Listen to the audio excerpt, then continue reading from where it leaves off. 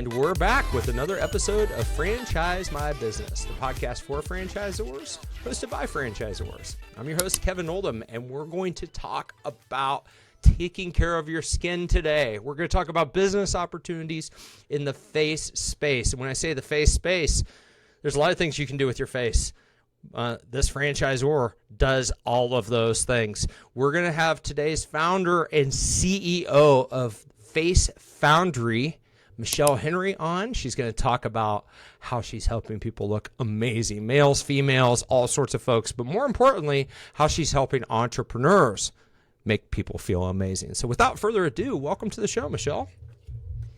Thank you for having me. Thank you. Excited to be here. I'm excited to have you as well. I love the founder story. Like, our listeners, a lot of folks are sitting on the sidelines with an active business and have thought about or are curious about franchising, but they haven't pulled the trigger. And you're an accidental franchisor, or are you intentional? Let's start there. Absolutely intentional. Absolutely intentional. Yes. I've had businesses that I've wanted to franchise that I haven't. I've also had businesses that, I was the sole owner of. I love helping people create a roadmap and inspiring and really finding that entrepreneurial spark in a partnership. And so I knew right away with Face Foundrié that it was going to be a concept that we could franchise and that people would get excited about. And we've been really lucky because our franchisees they're the best in class. They are fantastic people. And we make sure that during Discovery Day, we align on our values because it's so important to set that early foundation. Yes, absolutely.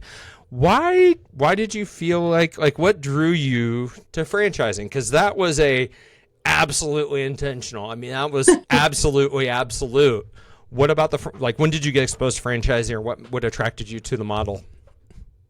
So my previous concept, I had a women's clothing chain. We had about 9 locations, and I understood the trials and the tribulations of expanding corporately. Mm-hmm. And I understood what it took to be a business owner.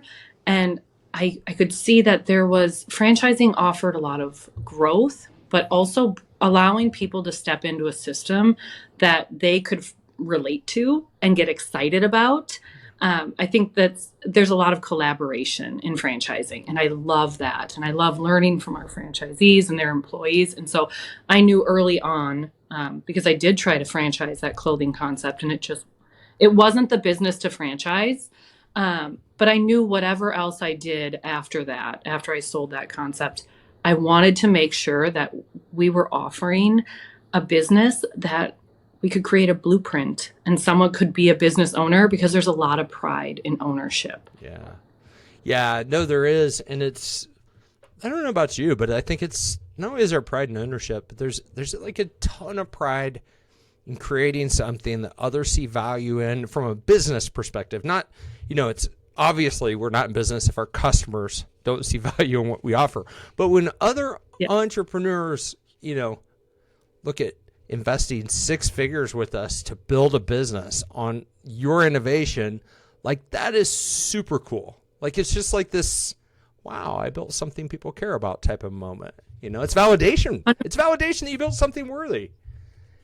100%. And I think that it's exciting to see that, right? Because it isn't just your clients anymore, and it's giving people opportunities. And I think that is just so special. Right now, I would say about 90% of our franchisees are women too. And so I love empowering women and men, of course, but it's just such a special place to be able to allow a woman to step in and be that business owner and, build that entrepreneurial dream that she's had as a little kid. No, I actually think that's really cool. So, I don't feel like there's as many just like great homes for the female entrepreneur where they are surrounded by other peers that are doing the same things that they're doing. So it's really cool when you can have a higher concentration, because let's just be honest, when you look at franchising overall, I think that there's a higher percentage of males in the industry than there are females.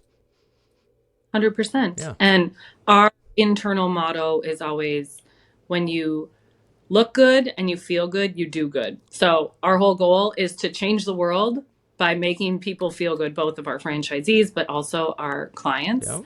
And so it's one facial at a time. We're trying to change the world. Love it. And you guys do way more than facials. Let's talk about the core business, who's serving your end users, your customers. So you've got facials, but what else is happening at Face Foundry if I'm a customer? Like, what types of cool things can I do? Absolutely. There's a lot you could do. We, of course, focus facials, which are 40-minute facials in our face bar. So you're able to walk in. It's open, clean, inclusive, modern. You don't have to get undressed. But if you want to stack on other services, you can always add enhancements to your facials. Or we do lash lifts, we do lash tints, we do a lot of work on brows, so brow waxing, brow tints, things like that. Cool. So it's all things face, though. Yeah. You're not going to walk in and see us doing nails or, massages. It's strictly focusing on your skin and your face. There's something to be said about staying in your lane, right? We've talked about niches a lot on this show and just getting into your niche and staying in it. Opportunity always comes up. There's always opportunity. And I think probably one of the superpowers that really good entrepreneurs have is saying no to things that are not in alignment either with the vision of the organization or them as as a founder, right? That's part of what 100%. We have to be the gatekeepers of those crazy. We got to keep crazy out, even if crazy could be profitable and good for folks.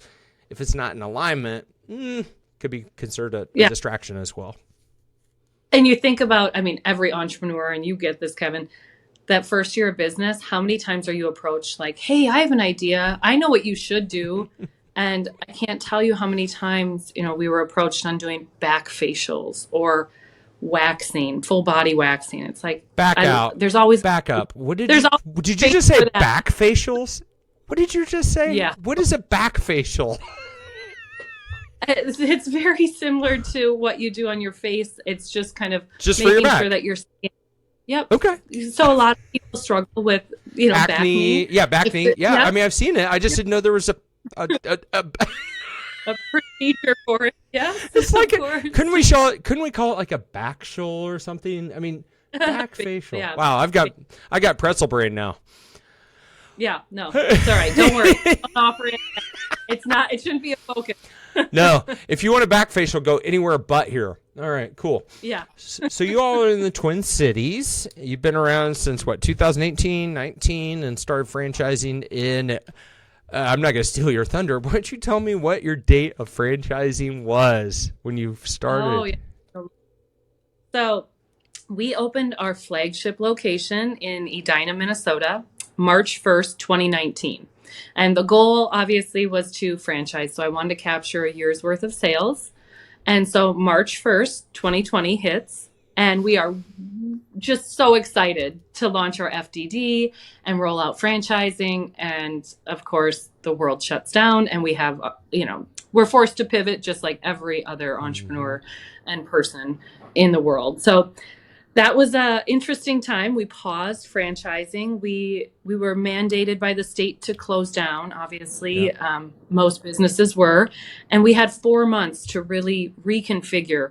We created online portals. We made sure that if we weren't able to train in person, we need to have some sort of accessibility for franchisees and staff. Yep. So we really invested a lot of time and education into the technology components. That's awesome. We fast forward, reopened, and then launched franchising officially January of 2021. Okay. And within that first year, we had sold 34 units, and it was all to people that knew of our concept. Now, keep in mind, we were itty bitty. We had 2 locations in the Twin Cities, and it was kind of friends, family, clients, people that were excited about Face Foundry and what we stood for. And we were able to sell 34 units organically without the use of a broker.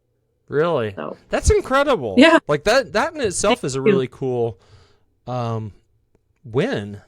Because it's like organic sales are the best.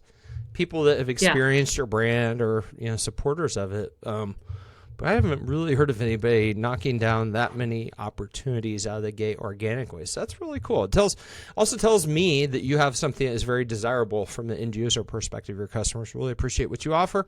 They appreciate what you don't offer as well, right? It's like a bullseye. It's a bullseye, which is awesome. Yeah. As we're here today, how many locations do you all have open that somebody can walk into? We have 32 open today. We'll have 40 by the end of the year. Awesome. And then next year we have 35 slated for open. And a lot more after that. That's so cool. So cool. Did you have to get past the organic growth thing and maybe be a little bit more proactive, or opportunities still kind of coming to you guys organically? Like how are you selling that many locations opening at that rate? It's mainly been organic growth. That's so awesome. We've been lucky that we have a lot of franchisees that have opened their doors, and it's, around the country. So they're either helping pull clients in, and these clients get excited and they want to bring this concept back to where they're from. Mm-hmm. Or we have a lot of referrals through our franchisees. So we've been very fortunate to continue on that organic path. That's so cool. Good for you. Because that literally is the best way to go. Like if you can grow organically at a pace that works for you and a pace that works for your team, that's a heck yes. We love it. Yeah, sometimes these systems grow too fast, and there's just not enough capital or not enough resources to support the growth, and so there is something to be said about growing at I like to say, a manageable pace. Not too fast, not too slow, just what's great for you. So what do you think is your biggest opportunity going forward? Is it just more expansion in terms of locations? Do we obviously don't want to add more services. We want to stay in our lane. So that probably your path forward is just bigger network expansion. Yeah. I mean, we just launched a new menu. We did a huge menu over in August. And so that's really exciting for us because all of our services are proprietary, and every single protocol we create in-house. So that's something that we're really excited to launch, and we'll continue to innovate. We've got our own in-house brand, in-house product line where we created the formulations as well. So we've got 7 proprietary SKUs that we use in our services and then sell retail. And so that's been really exciting, kind of journeying down the product path. But ultimately, you touched on it, Kevin, it is expanding nationally and really touching the coastline. So this isn't public knowledge yet, but it will be once this releases. We are celebrating that we sold California units. And so we are moving to the West Coast. And then we also have units going up along the East Coast. And so really brand. Thanks.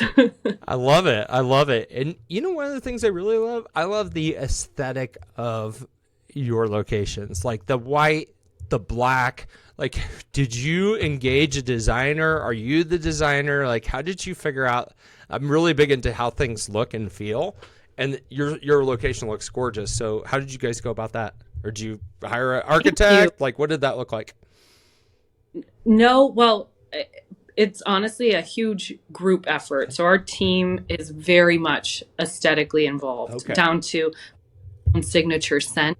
So when you walk in, smell is so important. Yeah. Making sure.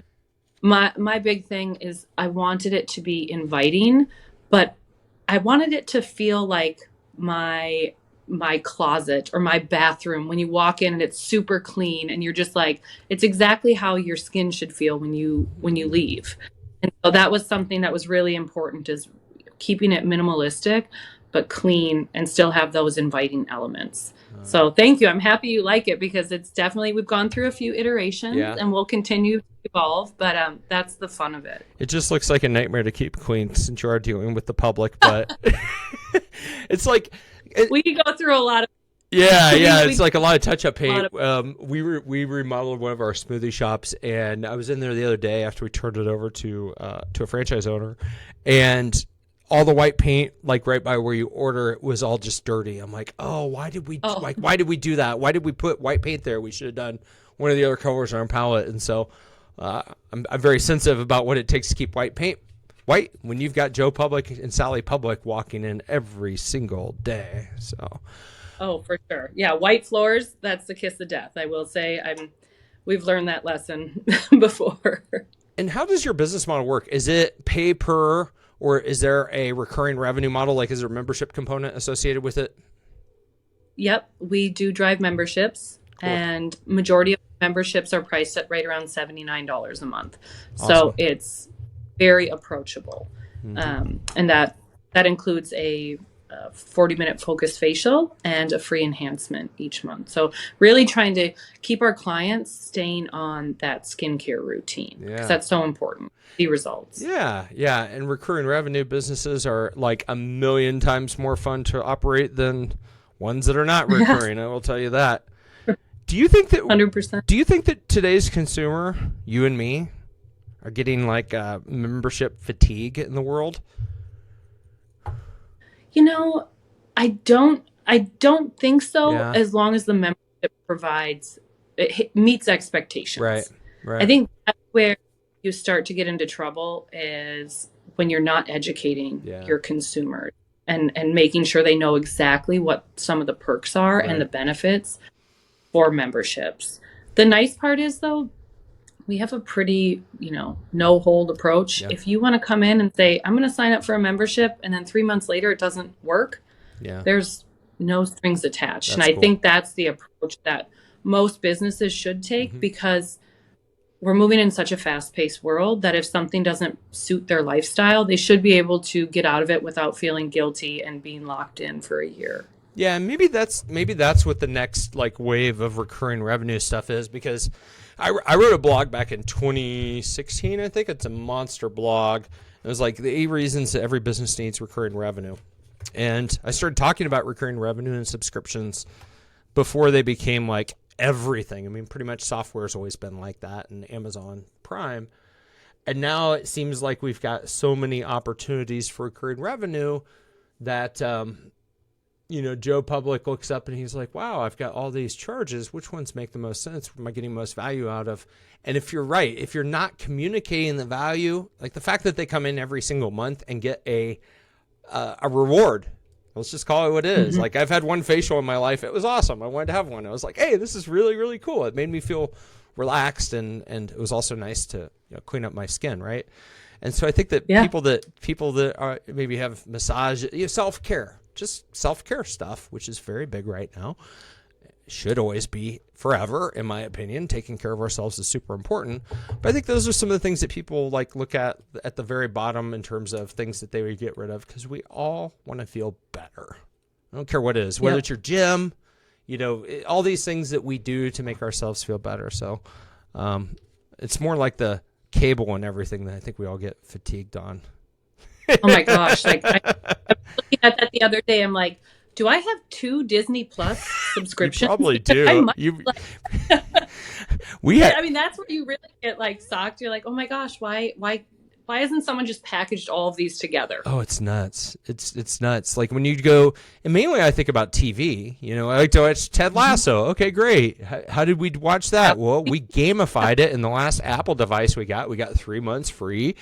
And then I'm going to cancel, because I don't need 300 streaming services. So it'll be interesting to see where the future goes with this.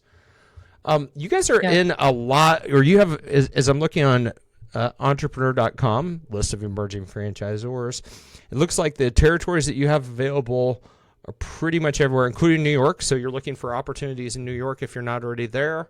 That's one of the states that sometimes franchisors tend to shy away from. So it's cool that you've signed up to do that. Texas, huge market. Florida, huge market. So lots of opportunities if somebody's listening and they're somebody who potentially wants to help people feel better. Is that a safe assumption? 100%. New York, Florida, we've got a lot of units that we're working on. Okay. And Texas, we've got quite a few going up in Dallas and then in Austin by the end of the year, but there's a lot of opportunity. Texas is a big state. Huge. Same with California. We're excited to continue to push closer to the coast. Yeah. No, absolutely. If people wanted to, learn more about your business. Maybe it's a consumer who's like, hey, I want to see if there's one in my market. Or somebody's been listening and they're thinking, hey, this is the type of business that I've been thinking about investing in. Like, what's the best place for them to go and learn more about you and or your organization? Absolutely. Just jump on facefoundry.com. There is a tab under franchising, so you can learn more there. You can always reach out. Otherwise, we do have an Instagram that we're very active on. We announce new locations, upcoming promotions, services, all of that fun stuff, which we're going to get you and your wife in when we open in Kansas City in Q1. Q1. Okay, yeah. So that's not very far. No, I got something to no. look forward to.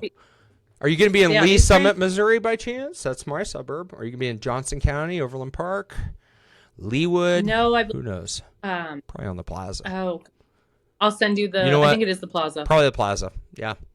It is. I think there's that. So, Did you know that our plaza is the first outdoor mall in the United States? It was in the Really? 1920s. If you've never been here, it's really beautiful, like kind of Italian architecture, you know, all of our high-end shops. And actually, I think it sold today, believe it or not. I was on Business Journal. Yeah, you know, who knows who owns. who did it sell to? I'm sure some investment group. I mean, who owns anything right now, right? It's usually these big funds. But it has been in, Texas investors are looking to buy, the Plaza source says. So there you go. We'll see what they do with it. Well, Hopefully they don't mess up 100 plus years of awesome charm and great businesses like Foundry, right? Okay. Well, Face Foundry. Sorry, not Foundry. Face Foundry. Face Foundry. Thank you. Well, thank you so much for taking time to visit with us. I loved hearing about your business. I love how you guys are just staying in your lane. Actually, I should say you girls mostly. I love the kind of girl power-esque undertone to the business. I think that's really, really cool. So keep doing good work. Thank you. I appreciate the time today. My pleasure. My pleasure.